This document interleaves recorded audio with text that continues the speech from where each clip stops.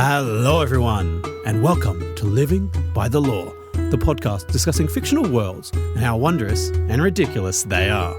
My name is Matt, and I'm joined by my co-hosts, Jude and Guy. Living by the Law is not currently sponsored. If you'd wish to sponsor us, start an aquarium in your home. Become an overlord of an artificial ocean kingdom where you reign as only Poseidon does. Feed your cuttlefish in the pattern of your sponsorship offer. We will hear you. We always do. Humanity's history dates back thousands of years, but in the world of Mass Effect, the universe dates back far further than we can possibly imagine. Join us as we explore the true history of the Mass Effect universe. Heads up, this episode contains major spoilers for all Mass Effect games. Enjoy!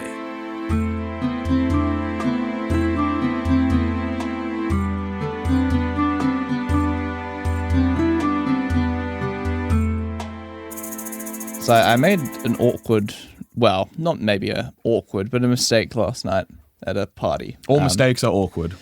I getting invited to parties? accidentally stumbled into a nerd off with someone that I was meeting for the first time. Oh. And I didn't realize what was happening until it was too late. Oh no. Oh dear. I think I won, but You host this podcast. You should have won. but he definitely got a moral victory over me. I have warned you about this before, Jude. You've got to stop falling for all these nerd traps. You'd be playing hand before you even started the game. Listen, well, he started talking about D&D with his partner. Oh. And then there was like just the littlest bit of, I just tried DMing for the first time. I think I did. And then his girlfriend was like, "Oh, he did really well." I'm like, "Oh, fuck yeah, dude." And he's like, "You ever played D&D before?" And I was like, "Oh yeah, a little bit." No. And he was like, "Oh yeah." And then I just was like, "Oh yeah, I mean, I've been DMing for like 7 years worth of campaign at this point." And he was just like, Oh. I was like, "Oh, but I suppose technically I've been playing for a couple of years before that because I've been playing since like 2016 originally." Yeah. And then I started DMing a couple of years in, and he was just like, "Oh." Yeah, it's heading towards 9 years. So you just shattered this man's soul. He was very impressed with himself, and you fucking shattered him. I didn't intend to though. And then we kept talking, and then a few D&D things came up, and then suddenly he was like asking me a whole bunch of D&D related questions, and I was just like kind of go figure answering them relatively well because go figure, I know the game, I guess. And then later on in the night, we got onto a other discussion about books and stuff, and he was talking about an author that he'd been trying to get into and read, and he was like, "Yeah, I'm just not really vibing that author." And I was like, "Oh, fair enough. I've never read anything of him either." And he was like, "Yeah, fair." And then his girlfriend pipes up and goes, "Yeah, he's just obsessed with Brandon Sanderson." Oh, I knew it was going to be Bando. And then I turned and was like, "Brandon Sanderson, you say?" And he was like, Sandwich. "Yes." And then we started talking. We basically spent the next 10 minutes just listing off books that we'd all read in the series of the Cosmere and everything. And then it was the thing of like, yeah, all the Mistborn, yeah, the new Mistborn, Elantris, yeah, Elantris, fuck yeah, cool. That random short story, yeah. Have you read his Cytonic series? And I was like, yeah. So what I'm hearing is you spent an entire conversation just fucking shitting on this man for any accomplishments he's had. No, like, and the entire conversation was just, "Oh, you did something cool? Well, I've done that too, and better." No, that is not the case because I'll give further context on this man. Actually, no, I won't because I don't want to dox him. He was a really nice guy. But I understand like the nervousness of being openly nerdy sometimes. Like, how far do you tell someone before you like scare them off? Then 100%. So like, and then you accidentally unload, and it's like, oh, I shouldn't have said this much. I feel like I was at a work party Yeah. Last year, and I was talking to someone, and they seemed like really cool. And I got the nerdy vibe. So I'm like, "Oh, so what hobbies do you do?" It's like, "Oh, some nerdy ones." And I'm like, "What?" So, Doc, come on.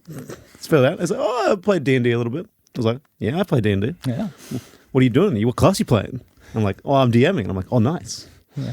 And it was I feel like it's like that touch of like, you can be nerdy. You know what I mean? Totally. And like you can open up and like it's okay. Yeah, 100%. I do feel like there are traps, though. There are like assumptions that you kind of go with. Jude put one up and fucking slammed him shut. Yeah. No. More to my point. Like I had a guy who I was interacting with this week specifically who, in conversations leading up to the camp that I'd been doing, said like, oh, do you play D&D? I was like, yeah, absolutely. And then during camp we were discussing and he's like, yeah, you know, we'll get like, we'll plan out like a 5-session sort of thing. We'll do that like over the year. And I'm like, oh, Wow. we play every single Sunday and sometimes more and every New Year's Day basically and any public holiday.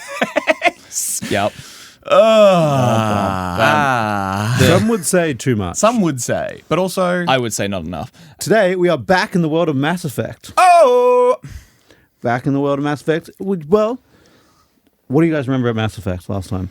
fucked up element 0 with no mass, no protons, no dick and balls, and can make gravity fields. Also, 3 different alien races, all somehow more cooked than the last. That's actually pretty good. And all of them have varying levels of sexiness. And they discovered ancient ruins on Mars. And that was what led them to the Zero Gate. Not the Zero Gate, the Mass Relay. Gate. The Mass Relay. That was the jumping gate to the universe. And they also keep finding the things on places that are related to death and bad. They do keep finding a lot of ruins and a lot of ancient artifacts, yes. That is a common thing in Mass Effect. And it is a bit ominous when you keep finding things that are from long dead other species. But today, we will be discussing the galactic history of Mass Effect. We're going to go back in time, and we are going to establish the history, including who the Protheans are, the people who had ruins on Mars. Who stepped out, who were before them, and the establishment of the Citadel Council. So, Mass Effect, again, which is a brief. Generally, Mass Effect is a sci-fi action roleplay franchise developed by BioWare. General premise, again, is like a Halo-like sci-fi where you give your choices to affect the story and the world around them. My choice is to have sex with everything that moves. That is your choice. There is it started with Mass Effect 1 and led to a trilogy of games and a spin-off with Mass Effect Andromeda. There's many more. There's novels, comics, movie, a couple of mobile games. And we'll be mainly sourcing from knowledge from the 3 mainline games. And also I'd like to thank Mass Effect Lore, or MEL, and the Mass Effect fandom wiki for helping create this episode. Go check them out if you want more information on stuff we don't cover. The wikis cook. The wikis are good. Yeah, very good, very good. And also, I'd like to thank our prestige keeper Josh from Maine for requesting this episode. Main Josh. Oh, yes. This one is unlike for my secondary you. Josh, who I'm yet to let out. We keep him in the cage. We keep him in the cage. Mm-hmm. Yeah. We do actually have 2 patrons named Josh. Yeah, Sniper Josh and Josh from Maine. Unaware? There you go. Or Sniper Josh from Maine. I believe Sniper Josh is Josh from Maine. Oh, We also have Josh, my mate Josh from New Zealand We Josh, keep him yeah. in the cage. Yeah, we do like to keep him He's in the cage. secondary I forget Josh. that Josh and Dan both support the podcast. Yes. Because they're wonderful friends. My 2 wives do support the podcast. Yes. So, we'll start with the beginning. Great place to start. Long, long ago, before even dates can quantify it, the Leviathans ruled the galaxy.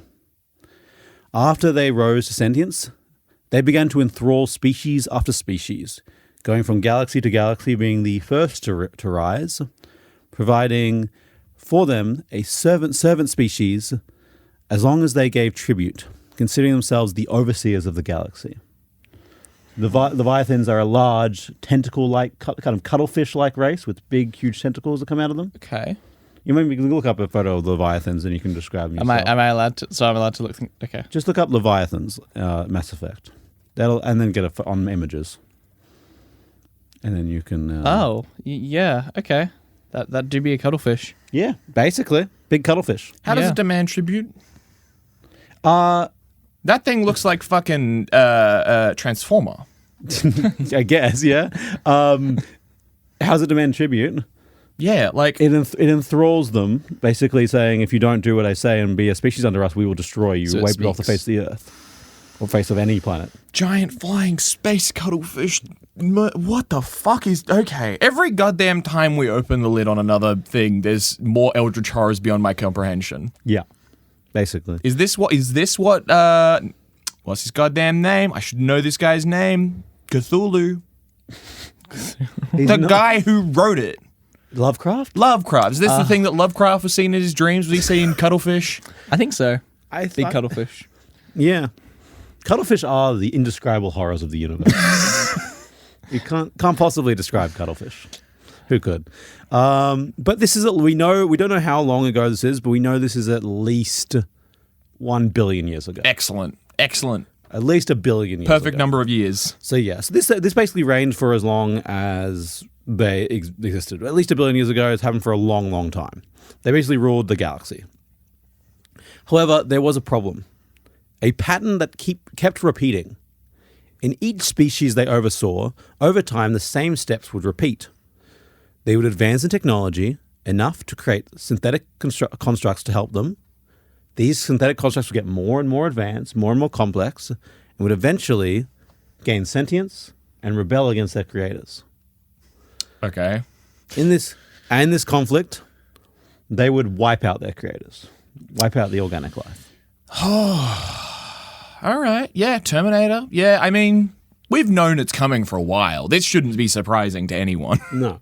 Also, did Leviathan make that? Or are they just so fucking cool that their big space fish didn't need to do it, didn't need anything They're to help too cool. them? Fuck yeah. Go Leviathans, actually. So the Leviathans, trying to find a solution and end this kind of cycle of conflict. We can't exploit these species if they keep fucking killing themselves. Exactly, literally. They're like, stop fucking dying. Nice. Trying to find a solution for this. What did they do, Guy? Did they think they're trying to find a solution for this? They shot it. What did they shoot? What would they do? They're cuttlefish, not Americans. They shot their mind blast. I guess that's They can't. There's no way to stop creatures from doing this. They make the computer. So they made an artificial intelligence. Fuck me! Yeah. Simply called the Intelligence, with the mandate, the objective to preserve life by any means. And So- it killed the fucking Leviathans immediately, obviously. Obviously. Where the fuck else is this gonna go? As you can imagine, this wouldn't go to plan. Wait, an AI that an elite species of aliens made didn't go to plan? That's crazy. Yeah, it is. It is seemingly. They just basically the Leviathans, in their own hubris, saw themselves as better than all the other races. They're like, we are not going to fall in the same patterns as they are. We will be better. We're going to create something that won't do it. I've never seen that. This is a very unique move. I don't know if we've seen very often. The reverse Prometheus move, where you see the failings of someone else having gained a technology beyond their comprehension and goes, "I'll be fine with that one." Yeah. It's a bold strategy. Let's see if it pays off. So, the Intelligence created an army of pawns, basically, to cover the galaxy and spread out to collect data. It wanted to accumulate as much data as possible about organic and synthetic life and learn as much as possible. In doing so, it kind of created its own army. It saw the same patterns in the Leviathans it saw, but unfortunately for the Leviathans, it also saw them as part of the problem. Crazy. Whoa! That's wild. Whoa! That's insane. Never saw it coming. Synthetic life, by definition, would outgrow and surpass their creators. This would lead to rebellion and inevitable chaos and destruction and extinction. The only solution the Intelligence could find was to stop all life ever reaching this point. Yeah, fair enough. If basically the idea is if we wipe them out before they start creating synthetic life, put them back to the Stone Ages, you keep life alive, life's still there. Could still eat it. Still, yeah, you preserve life. Yummy yum. Yeah. I But really doesn't- genuinely And thought. their ability to inflict mass casualties and explode themselves is a lot lower. Yeah. Yeah. I thought that you Yeah. were going to say the issue was that repeatedly species after species after species over millions of years would inevitably evolve to crab. I mean, they evolved to cuttlefish. They so- did evolve to cuttlefish. You're right. Supreme crab of the universe. That reminds me. Do you think like crabs, right? Do they think that fish and like cuttlefish and stuff fly? Angel. Heavenly angel above me. Like if you're a crab scuttling along and you just see fish, they're flying to you, aren't they? Do you think crab think fish flying, Matt? Do you think crabfish think fly? I do. Excellent. I do. Excellent. Do you think crab get confused when they go out of the water and then fish don't fly? Yeah, But bird fly. the bird fly. But bird don't fly normally. Interesting.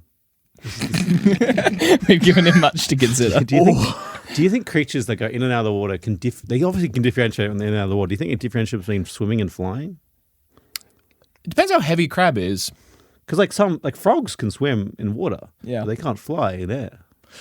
Yeah, that's true. So like they get out of the water and they're like, Do they? I'm sure they realize the difference when they're doing it. Do they look at other species and go, "That's different"? but I guess the difference is though, like, yeah, like because frogs don't like dive and swim; they just like paddle along the top of water. Counterpoint to Don't they? the idea that they do it manually though and know what's going on. You don't wrinkle your hands when you put them in water, but that's a nerve reaction. That's a thing that can be disabled if the nerves are damaged. So maybe it's just instinctual. Their brain ain't big enough. There's like 2 switches in there, which is me walk sideways, me see angel, and birds and fish do the same. It's a simple life. It's a simple life. God, I wish I was a crab. Is this why it keeps happening? So, synthetic life would eventually outgrow their creators and lead into extinction. When the intelligence struck, it struck fast and effectively. The Leviathans did not stand a chance. Oh, Using its pawns to eliminate the Leviathans and process them, harvest them into a new species, it would ensure its solution. The Reapers. Oh. It created these new constructs in the likeness of the Leviathans. The first Reaper, known as Harbinger in the modern day, with the memories of the Leviathans were preserved within its consciousness. Basically, it uses a mix of synthetic parts and organic parts to form them together and basically put the minds of all those intelligent species into the Reapers and use their brain power as part of it. And it's like a big hive mind of tech connected to the that's intelligence. fucked. I hate that. The old reverse cyborg. Yeah, basically. It's Force Cyborg. Yeah, force cyborg. Well, the Cyberman cyborg. Yeah. Yeah. It's very Cyberman, honestly. Yeah. Very Cyberman. Except it's being subjected to giant space cuttlefish. Where are we go? This podcast, we've been going too long. I know too many fucking references. Not everything is just two mashed concepts. This is delightful, unique, and fun. Please continue. Nothing is unique and fun. We've learned this long ago. Yeah. And thus, the harvest was invented. A cycle of elimination. When intelligent creatures get too smart for their own good, they are to be turned into reapers and wiped back to the Stone Age. Nice. Lesser evolved creatures are not to be touched and are actually deserved as per its mandate at all costs. Primitive life is to be preserved. This cycle occurs about every 50,000 years and has been happening for the last billion years. How long have humans been around? Give me a sec. Keep going. A couple 100,000 years. Yeah. The first humans. Yeah. It is unknown how many times this has happened, but the Reapers have existed for at least a billion years, as I said earlier. Once a harvest is done, the Reapers hide, going dormant in dark space, until they will come again. One Reaper is left to watch, called a Vanguard, and observe the galaxy to know when it's time to activate the harvest. A mass relay network was set up by the Reapers. Oh, them's the motherfuckers. They set it up to make the harvest more efficient. Oh, so did humans accidentally let the Reapers know by activating that? No, that wouldn't be why they immediately got told off by the council for activating them. You'll see. Oh boy. Oh boy. Humans done it again. But then where's the Watcher? Or are humans not evolved enough, maybe? A feat attributed to the modern times, to the Protheans. So everyone in the modern times believed the Protheans made the mass relay. It's actually much older than them. The last intelligence empire before the modern day. They also created a central relay to call all Reapers when needed. A place where the intelligence sleeps. A place in modern day known as the Citadel. Excellent. With the weird little automaton dudes looking after With it. the little keepers, yes. Keepers, that's it. A race called the Keepers were engineered to help activate this, living and maintaining the Citadel until the signal from the Vanguard is given. That's a delightful topic. That's a delightful concept. I can so imagine that being like a thing. Oh my god, like a old family home, like a house elves style. You could rephrase that into like a much smaller version and have like this I love this. I love it. So basically, we'll get into the Keepers a bit later, I think. We'll keep them. We'll keep them. We'll keep them a little. Keep them for later.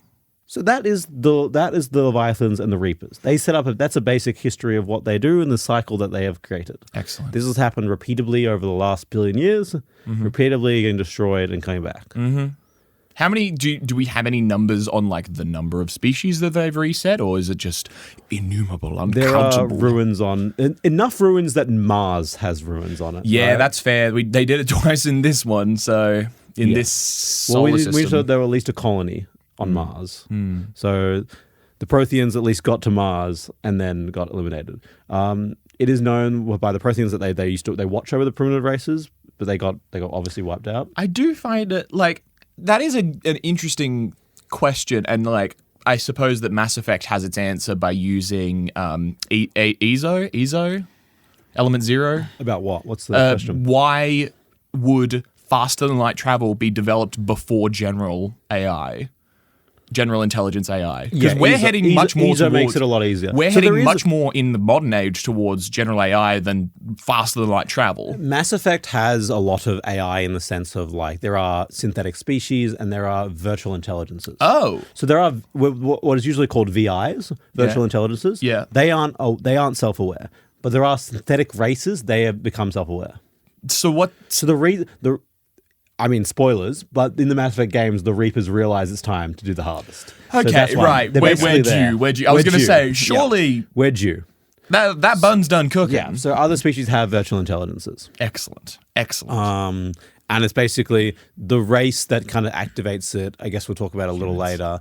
We'll keep that for a little later. Sure. There is a race that keep does. me on the edge. There is a kind of a trigger point. You can kind of be like, this was the time. Excellent. But yeah, let's talk about my favorite part of the podcast when Matt edges us with lore. Excellent. Let's talk about the Protheans. So the ones before us, big daddies who looked after us when we were little monkeys walking around the earth. You know. Yeah, got to eat your steak. You know, So about to get your proteins.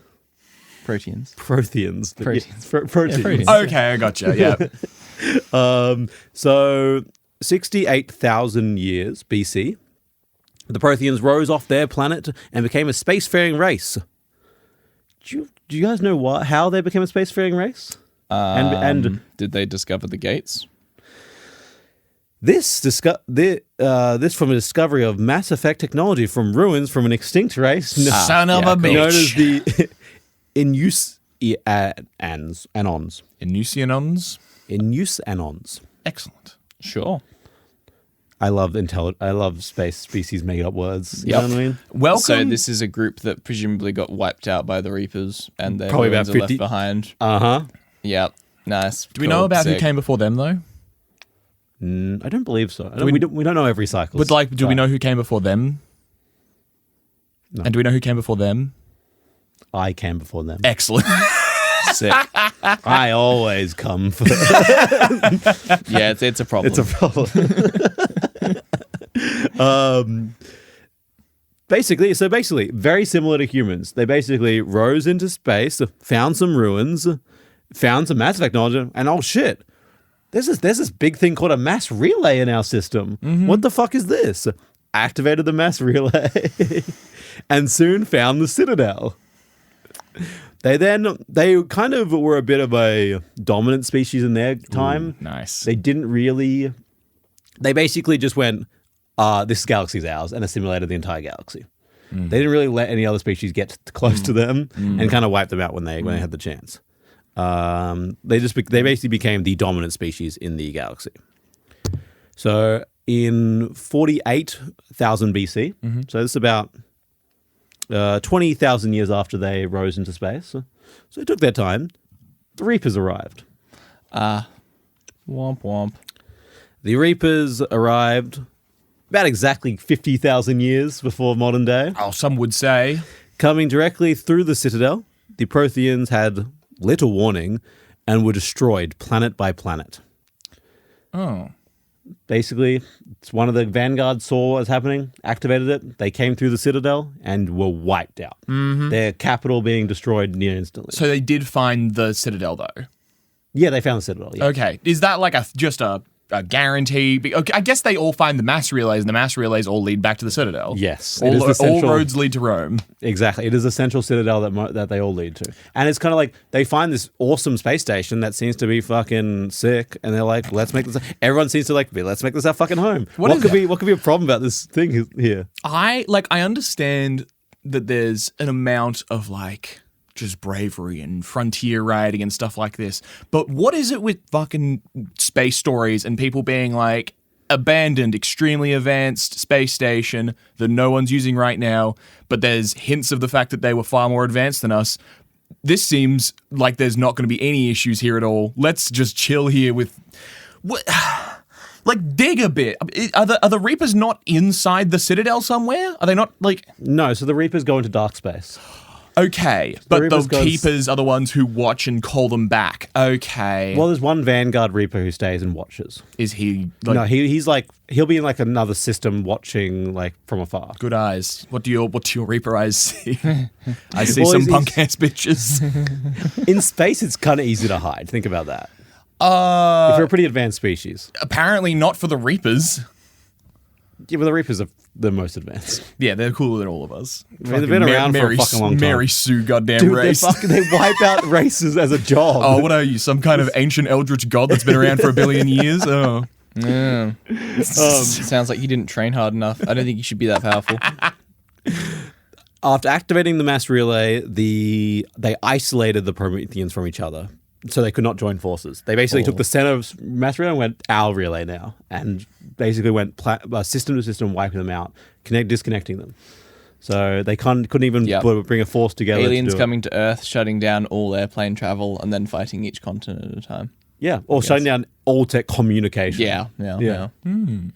Because the thing about you in a world like this, because you couldn't just send a message across because light takes ages to fucking get there. You'd have to send a mailman. A mailman's so useful. Yep, literally. I'm sure there's a mailman who pops between mass relay to mass relay, then sends the message, then pops back and sends the message back. Yeah, be a fun job. It'd be a job, yeah. But I don't know. I like my job. I like being a mailman. Keeps me moving. Lets me keep moving on my feet.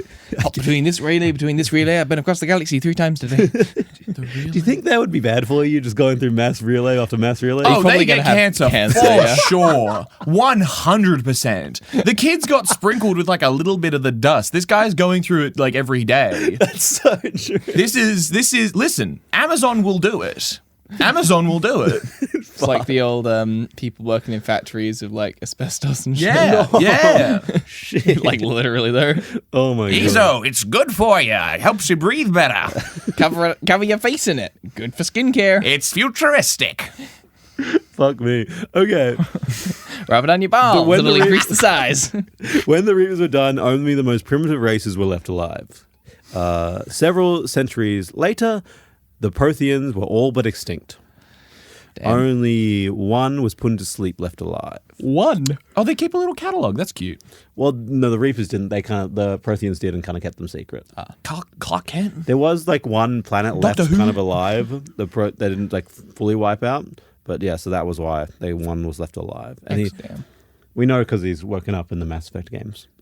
And he's just on the corner, just like, guys, you gotta stop. This is fucked. We're gonna get killed by the giant space crabs. And everyone's like, hey, shut up. By the time they wake up, the space crabs are already here. Oh, excellent. So okay. the next time.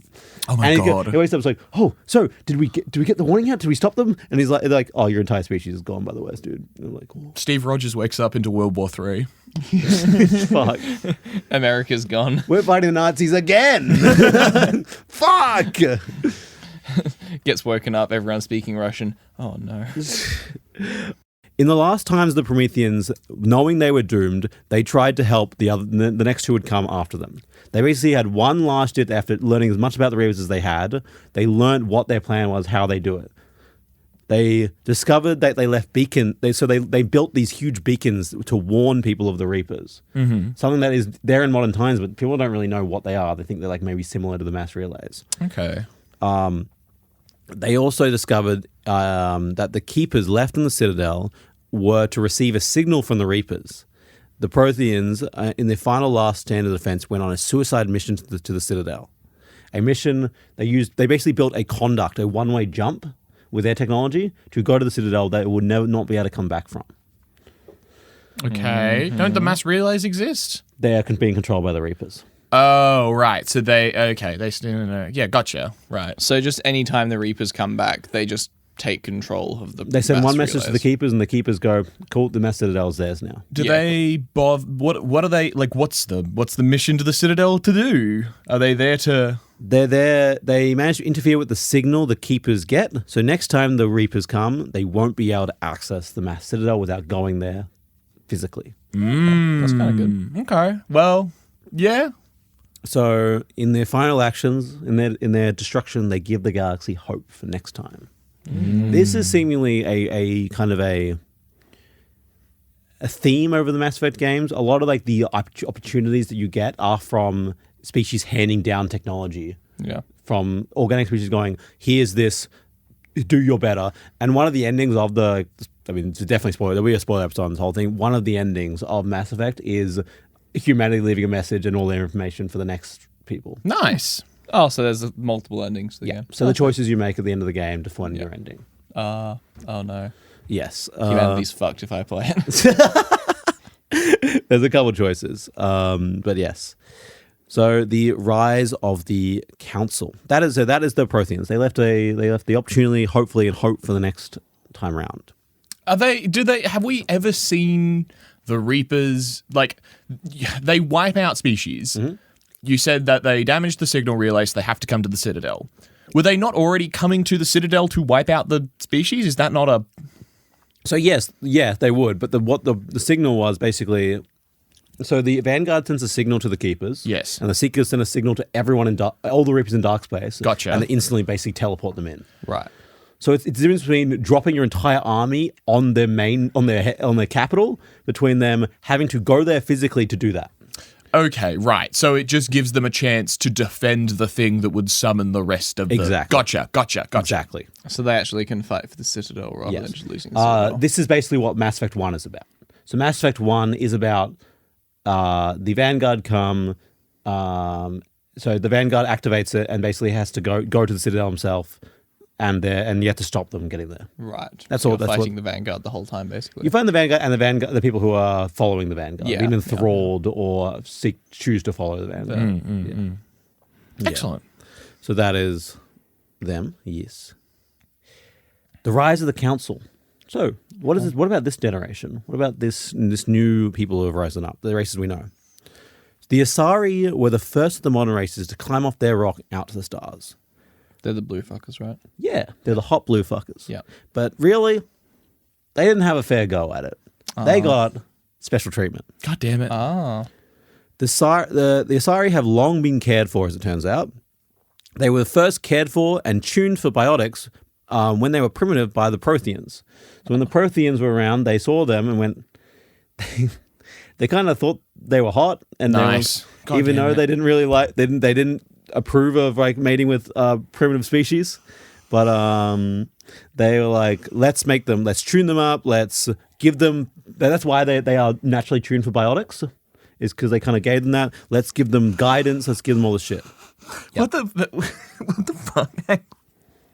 What? So, okay, I assumed that there was like a natural like selection thing that was going on where it's like they're beautiful and they're smart because of some sort of like race culling thing, some eugenic shit. But like it was a reverse selection of like they're hot so we'll make them dangerous, not the other way around. It wasn't like the most effective species became hot because that they'd conquered all the intellect and became the most powerful group and therefore only cared for status and beauty. They were just pretty little blue monkeys, and the Protheans went, let's make you better. I'm going to make you into a murder machine. Even after the Protheans are gone, they left their favorite little species, a virtual intelligence in their temple that would care and guide them, masking itself as their god. Jesus Christ. So only the highest of society knew the truth about this. And they would pass down, keeping it from the public, basically to be like, people will follow it better if they think it's a god. So this allowed the Asari to basically, and the virtual intelligence to adapt them culture and technology over time, slowly feeding them technology when they believed they were ready for it, and eventually giving them the tech to leave their planet for the stars. They basically, it was very slow. That's why they didn't instantly go on, right? Yeah. They slowly dripped them basically so that when they're ready. I believe that's why the Asari isn't like, is a bit of a brutal culture in some ways, but they are very much diplomacy first kind of culture. Yeah. And they probably learned that from the slow cultural thing. We'll see later why like some species, when they're not ready for technology, will just not be good with it. Yeah, as fair good with it. In 508 AD BC, they found the Citadel, floating along an abandoned space station with many, many relays connected to it. Believed to be built by the Protheans, they only remaining on board were the Keepers. And let's talk about the Keepers a little bit. What are the Keepers? So they're a bioengineered insectoid race left to maintain the Citadel. Seemingly mute other than the meaningless chirping noises they make. They're incredibly hard to study too much, as if you mess with them and try to take them apart by any means, they explode. What the fuck? And then internal acid will activate and they'll melt them from the inside. Wow. Do you want to describe them, Guy? Cutest. Oh my god. You failed to mention that these guys are adorable. Beyond like listen, I know that I'm resisting the sexy whatever the fuck thing that's going on over there. But like the Keepers are like once you get past the alien part, that's a cute little creature. I don't like their legs. Yeah, the legs are the bad part. So they've got sort of 4 to, it looks like in some images, maybe 6. No, they've got 4 legs and 2 arms. 4 arms. 4 legs, 4 arms. Yeah. So 4 legs heading out in all 4 directions in a big cross, which it sort of sits into like a little harness, I don't even know how to describe Like a that. Metagross Pokemon. Sure, that's a reference I don't get, but go on. And then the top half of it is like a worm with a couple arms, and then big little bug eyes with big black eyes. And that sounds horrifying, but also they've got little heads, big eyes, and they've also got little vests. Look how bendy their neck is. The vest is very cute. And they've got their little arms, usually in these poses, are either like being held up or they're working on things or they're doing some sort of weird orange telekinesis tech thing. I think their vest and their eyes do a lot to help. They do. The vest and the eyes are doing work here. But that sure is a creature. What the fuck? What is going... Okay. I mean, like, I guess you get into space and you're like, yeah, the aliens are here, and I guess these guys must know something that I don't. But, like, how is there never a, just lure one down a hallway where you've set up an X-ray machine or something? So from what little can be studied about them without them exploding, they're found to be as old as the Citadel itself.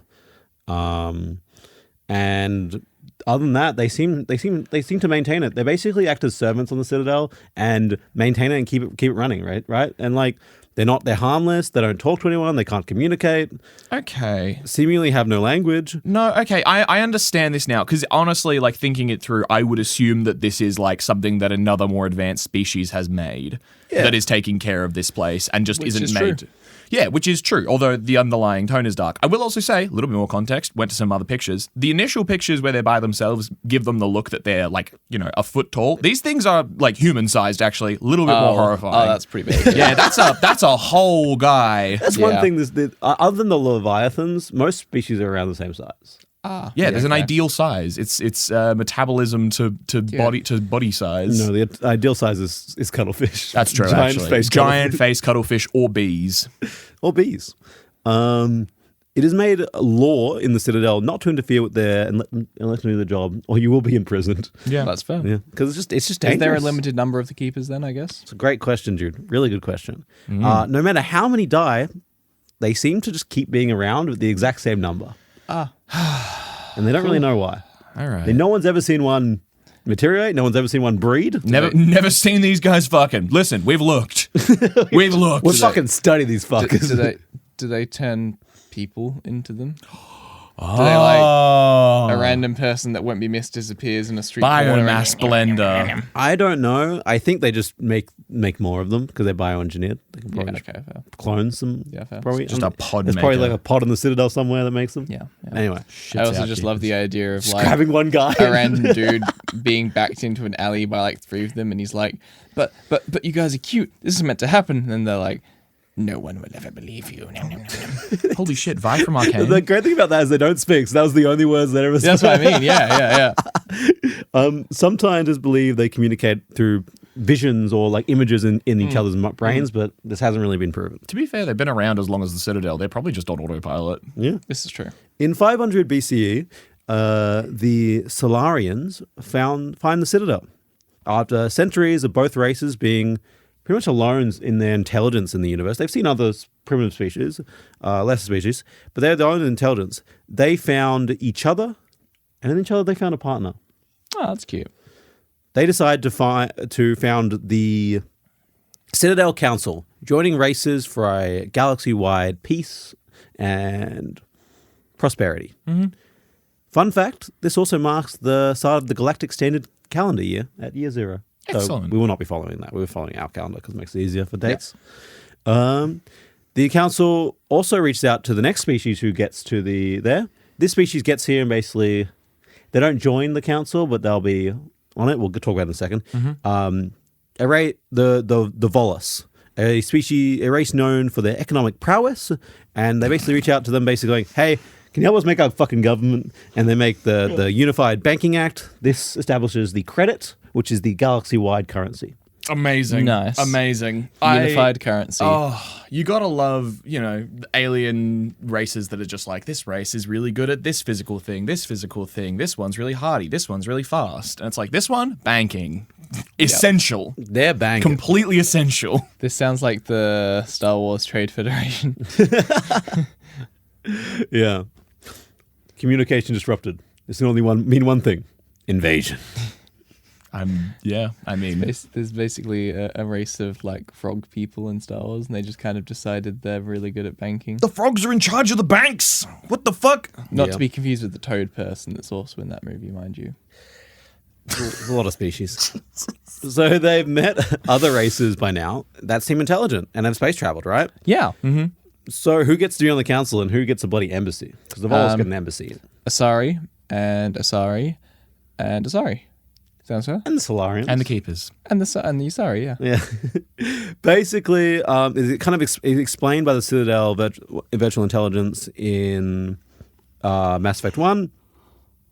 The council races had to contribute a lot to the galactic stability, namely resources, military strength, and political effort. The council believes the Volus could not handle this responsibility in the long run, and thus does not want to burden them with this council membership. So they get to be on the embassy. You are on this council, but you don't grant the rank of master, basically. Yeah. Not even on the council, though. You get an embassy in the building. You're in the building. Yeah. That's what the humans get. Yep, that's what they get after they've been around for like a bit, right? Yeah. It's not even when they meet them, they're like, you're even... But then after a little bit, they get an embassy. Yeah. I'm thrilled by the storytelling potential of this thing, because the embassy, the Citadel, keeps making me think of like different applications of these ideas. I can so imagine like a D&D setting where you get to the capital, there's like a gorgeous white building in the center, you go inside and there's little things scuttling around and you're like, what the fuck are those? And it's like, well, when we first got here, the building was already here and these things just maintain it, so obviously we were going to live here. It's like, do you know what they are? It's like, no, they explode if we touch them. It's like, okay, that's something to investigate later. I don't know what the fuck that means. There's just and it's like, yeah, obviously you would, but that's I'm delighted by this. Mm-hmm. I'm always a fan of Ancient Ruin that we've co-opted because it's here. And Ancient Ruin that we've co-opted because it's useful. Yeah. We didn't look that far into it. We were fucking around, which historically, yeah, we we sure do. Yeah. But yeah. So basically the humans get to join the council after Mass Effect 1. Okay. Depending on your choices in Mass Effect 1, depending who gets to... Like, If you resist the Vanguard, I guess that. Yeah, I mean, if you win in Mass Effect 1, yeah. If you don't lose the game. But if you win in Mass Effect 1, which the result happens in Mass Effect 2, depending on what your choices were in Mass Effect 1, I believe, and again, there'll be spoilers, you either save the council or not, and that means that either the whole council is humans, I believe, or just like one of the council is human. Nice. And like it's a joint thing.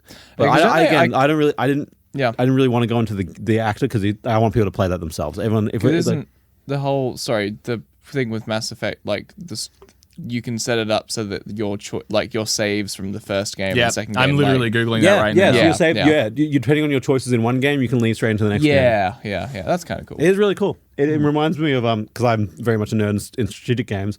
All the Paradox games, you can play one game straight into the other, play into the other. Yeah, like the EU4. EU4 goes straight into Hearts of Iron. Well, EU4 Whatever goes one's into before. there's another game between. I can't remember what it's called, but like Crusader Kings go straight into EU4. Yeah. But so depending on what your choice is, depending on what the makeup of the council is, and then the game again and again. In the year 1 CE, after the birth of Jesus Christ, Excellent. Uh-huh. the Rachni Wars break out. Business as usual, right? Over the last 500 years, they expanding their colonies. They open a new mass relay. They go to it. They build a colony there. Everything's going fine. Everything's great. Everything's great. Business as usual. After opening a new mass relay and exploring the solar system, they find the Rachni. The Rachni are a hive mind race of super intelligent insects. Seem pretty good. They had space travel, but they haven't really worked out how to open these relays yet. Unfortunately, the Rachni are a instinctively hostile race who are basically entirely controlled by their queens.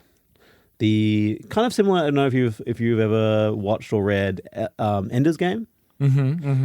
But much more hostile than Ender's Game. They're basically just like everything is ours. They'll take it over instinctively. I was going to say, wasn't the whole plot of Ender's Game... That they just didn't think humans... Spoilers for Ender's Game. If anyone hasn't watched Ender's Game... Yeah. The bug guys weren't that bad all along. Yeah. Haven't seen it already. No, we spoiled it for him. Good movie. Yeah, there's a lot there that isn't spoiled. That's like one. Oh, yeah. There's a lot of good shit in there. Yeah. It's also... no. I'm just thinking of bug races. Once the mass relay was open, they couldn't close it, though, right? They took over their own mass relay and went out. Negotiations proved impossible as they started to take more and more colonies. They couldn't... The negotiations were impossible because they couldn't even reach the queens, the ones controlling it, because their planets are so far away, so well protected, and they're very toxic planets. So these queens are underground on toxic planets, so far away. Nearly impossible to even reach to negotiate at all. After 80 years of war, the Council tries a new solution. The Solarians reach out to a particularly tough species known as the Krogan. The Krogan are so tough, are really tough, mostly because their planet has went through a nuclear war just around about 2,000 years ago. Sorry, they're so tough. They're really tough. Your impersonations are coming out with you. Fuck you, the script. I'm getting through it, okay? Because they're so tough because they went through a nuclear war about 2,000 years before this and have adapted to their environment. The society is still recovering, however, and is still basically in like clan warfare between each other. Still not even like a collective race because of what happened to their planet. And instead of naturally recovering this, the Solarians choose to step in.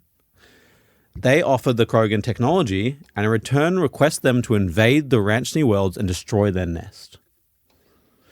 The Krogans are kind of like lizard guys. Yeah. I don't know if you want to look them up. Yeah, I You am. want to describe it, Jude? Ooh, he's got a face for kissing. If anyone's watched Star Wars Attack of the Clones, think of Dexter from Dexter's Diner, because that's basically what I'm seeing here. He's having a moment. Yeah. They're not bad. think he's got like a frog face, but it's a lot more scaly and reptilian. But he's got like the wide mouth and like front facing eyes of a frog with like the big pointed head.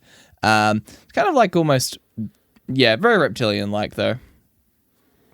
Yeah. Big, Anyway, muscular. Oh my god. so Oh my god! Don't show me that model, Jesus. so the Krogan are a lot more adapted and like built for warfare as well. Yeah. So in 300 CE, the Rachni are all but extinct. Using the Krogan, given these technology, invading the worlds, they wipe out the Rachni, wipe them off the face of the galaxy by the Council. In return for their help, the Krogans are given new planets. They're given the ones the Rachni had, the toxic planets. Huge. But they're okay with toxic because they can survive that. Exactly. Shit. Sure. And they're given new fresh worlds that allow them to prosper and even like populate more and more. On their population was limited because of the toxicity of their own world and other worlds, but with a new planet, they spread. And their society hasn't really had time to evolve to the galactic society. And so they're basically still in that mindset of everything is ours because it's mine. In 700 CE, the Krogan rebellion starts. Oh. So about 400 years later. Yeah. The Krogan, after advancing so fast, technically, but not societally growing, start taking more and more colonies. Soon they believe other species planets are theirs as well, and they are better than everyone. One particularly is an Asari colony called Lucia. When confronted about this, they dare the Council to take it back and storm out of the Citadel. Excellent. That's pretty baller. So they take an Asari colony, Said, kill a bunch of them, and then go, yeah, we took it, what of it? yeah, take it fucking back, bitch. what are you gonna do? Bitch boy. I'm going to guess they do quite a lot about it. In response, the Council orders a strike on the Krogan infrastructure. War is upon them. But the Krogans are really good at war and have a lot of numbers. Yeah, that's fair. The other Well, the species haven't Solarians had did just give them a bunch of, sick. Yeah, they gave it a bunch of technology, which they just used to make better technology because they're all about war. Other species are not building technology to do that much warfare. It's just so the Krogans take this warfare technology and go, let's fucking make it better over the next 400 years. So they've advanced hugely in weapons and studied war, and their race studied in war. They prove to be a huge threat for the Council. In response, the Council reaches out to a neighbor, the Turians. Now the Turians that we've heard of the Turians, they're the ones who attacked humans when they first came. They're the ones who have like the metal The Yeah. Birdmen. Yeah, the Birdmen. Yeah. The Turians have been a spacefaring race nearly as long as the Asari, actually, but kind of had their own systems, had no reason to interfere or even talk to the Citadel. They had their own place. The Citadel had their places, and they kind of like kept their distance. The Citadel breaks this silence and reaches out to the Turians, as they're known for their well-disciplined and stocked army. Agreeing that the Krogans were a threat, the Turians joined forces and finally deal a counterblow to the Krogans. In response, the Krogans obliterate 3 Turian worlds by throwing asteroids at them. Jesus Christ. My God. Yeah. Both sides face many losses over many battles with each other, but only grow more determined to win. 10 years later, in 710 CE, the Syrians believe they must go to extremes or will have another Rachni war on their hands, and decide to produce a bioweapon. Nice.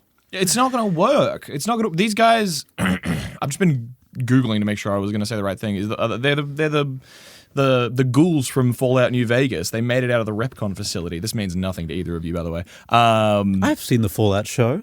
Have you seen the Repcon test site and Come Fly With Me, the quest from Fallout New Vegas, where a bunch of ghouls get into a rocket and you can either A, help them fly to the stars, or B, deliberately fuck with their rocket so that they crash, because Fallout New Vegas is an incredible game. As soon as you were like, yeah, there are a bunch of very like war-torn creatures who went through a nuclear war, I'm like, these are the ghouls. These are the ghouls from Fallout New Vegas. They made it to the stars. Oh my God. Well, it turns out the Solarians know what they're doing with their bioweapons and their technology. They're the fast-thinking engineers. Yep. Really smart. So we've already got the 3 main races on the council. Yes, well, we do. it sounds like the Turians are in now. Turians aren't on the council. Well, Turians they're on the bench. They're coming into They're the coming picture, in. They're yeah. coming. they activate a genophage, which makes most Krogan pregnancies stillborn. Fuck. Nearly all. Yeah. Cutting their numbers significantly over the next few years. So they just release it on their entire empire? Or? Yep. Entire empire. The war would continue on for another 90 years, but by the year 800 CE, the Krogans don't have the population to keep fighting this war. And it basically just ended. There's a couple of rebellions and kept coming back, but like they just don't have the numbers. Yeah. I mean... making the war pretty much effectively over. Okay. By 900 CE, they have the whole situation is under control. The Turians, recognized by the council, and enjoy their new place in the galaxy with their friends. They decide to join the council and take position as the de facto military and peacekeeper for the council. Nice. Okay. Basically, that was the Krogan's role before the Krogans started. We're better than you guys. Yeah, yeah. I know, but I don't know. It's just it's very history is written by the winners-esque. Oh, fuck These yeah. guys, we beat the shit out of them because they were getting a little rowdy, but now they've decided to join us and they're peacekeepers. We're all friends now. I mean, I would argue that it does sound like the Krogans were pretty aggressive and hostile, but were they aggressive and hostile because they were aggressive and hostile, or were they aggressive and hostile because they got given permission and a bunch of weapons from the Silurians to go fuck up the Rashni? Like, what do you think was going to happen? You gave the ants nuclear weapons and they then developed themselves You from there. gave the things that survived the nuclear war nuclear weapons to go kill more things. It's like, oh, I cooked this. I made this meal and now I'm eating it. Yeah. It's like... Yeah, the enemy is my friend, unless the enemy and my friend realize that we're not. Yeah. Now they have guns. Excellent. And and planet-destroying weapons. Yeah. Yeah. Yeah, so... That's insane. They destroyed 3 of the Turian planets, though. yeah, with asteroids. It's pretty sick. Fucking sick. Cooked. But yeah, so yeah, bioweapon. Fucking horrible. Horrible fucking weapon, but it fucking worked. So yeah... It is interesting to see who was written, because we are told this probably a lot by the council. There are Krogans around, but they're pretty much told this by the council themselves. Over the next, and when you're that dominant, you can rewrite the history books as well. It's fucking crazy. Yeah, anyway, delightful. over the next the next 1,000 years or so, not much happens. Species continue to grow and expand over the galaxy as more and more of the galaxy is discovered. So do the Turians, have they joined the council or is they still... Yes, they're on the council. Cool, sick. So they're on the council and have taken, because they're big enough race to be like, you can contribute enough. Yeah, they're sorry, like, yeah, you did a good one for us, son. Here's a promotion. Yeah. Well, they didn't want to, yeah. They didn't want to be on the council before this, but now they're like, yeah, you guys are pretty sick. And we see the strength in, yeah, I know, right? We see the strength in joining.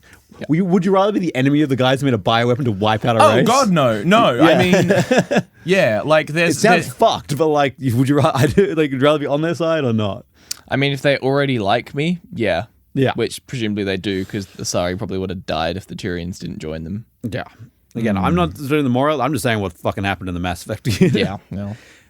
In 1895 CE, a new kind of thing happens. There's another race called the Quarians, which are a race they have an embassy in the council. They're not big enough, but they're still doing their own thing. They're chilling. The Gith.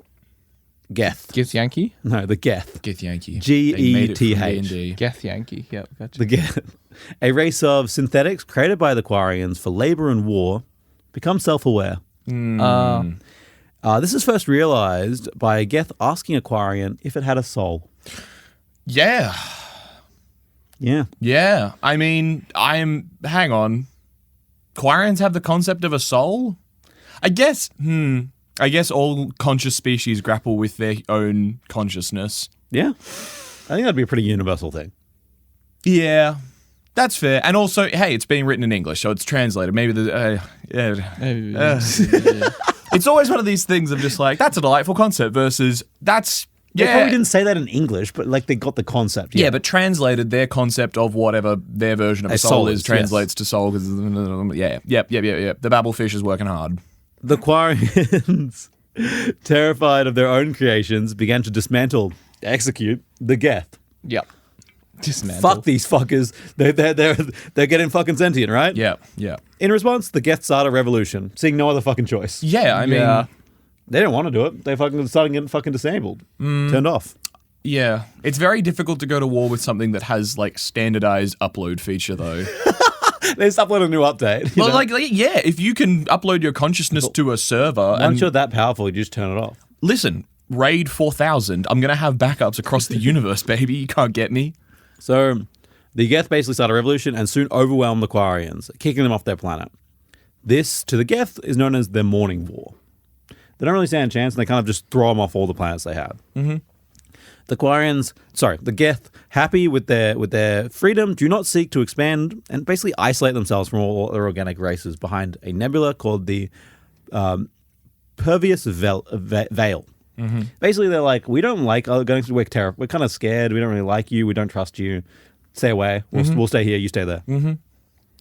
And the Quarians, no longer having homes at all, become a nomadic species who now travel the galaxy. Do they have like organic requirements at all, like fuel, or can they just like launch off a planet and kind of drift for a while?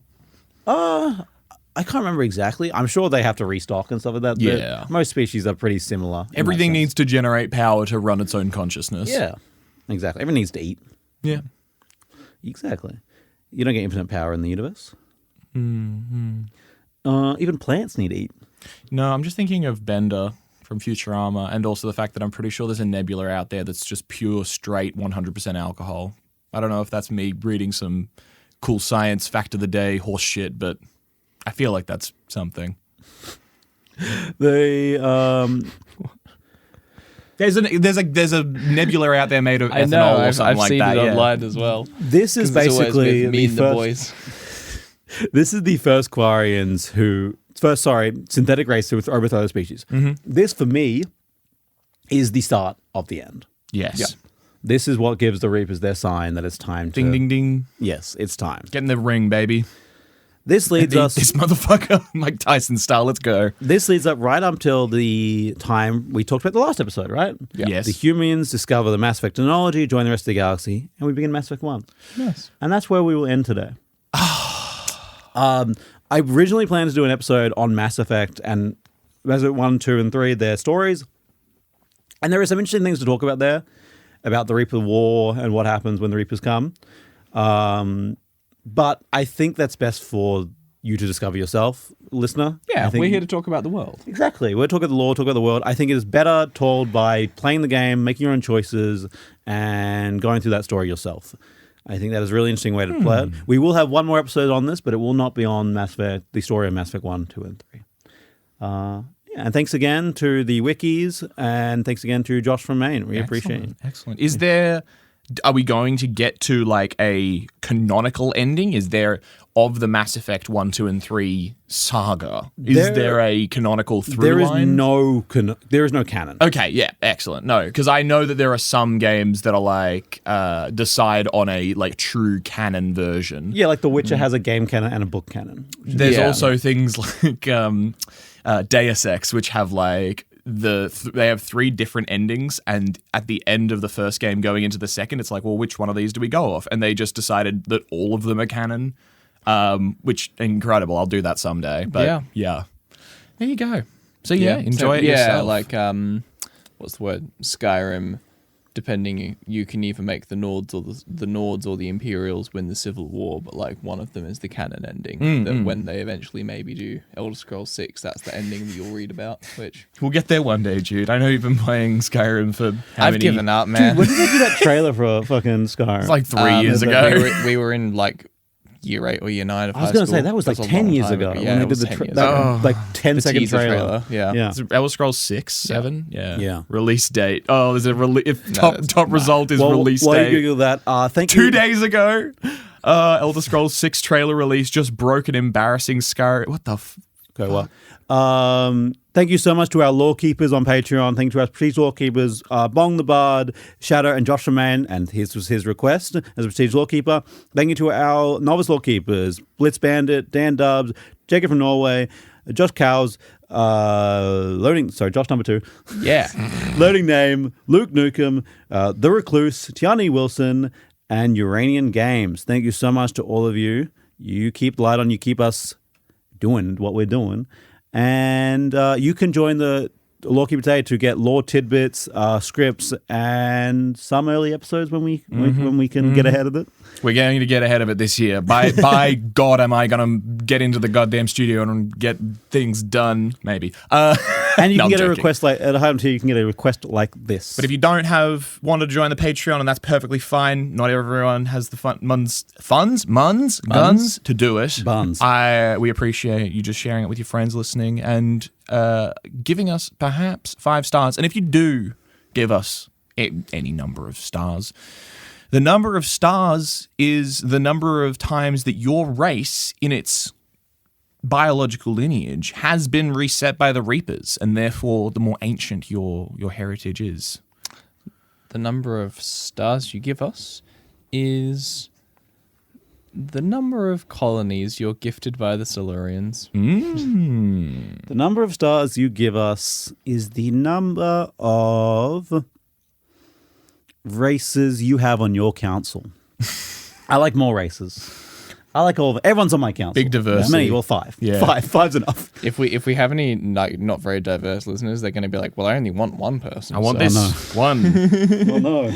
No. What have you done? But thank you so much for listening. You can also join our Discord today Yes. and join the community on our Discord where we discuss things and give suggestions, feedback, and we just fucking discuss lore. Have a good time. And you can message us, and we can message back. And you can see my evil little man that I'm playing in.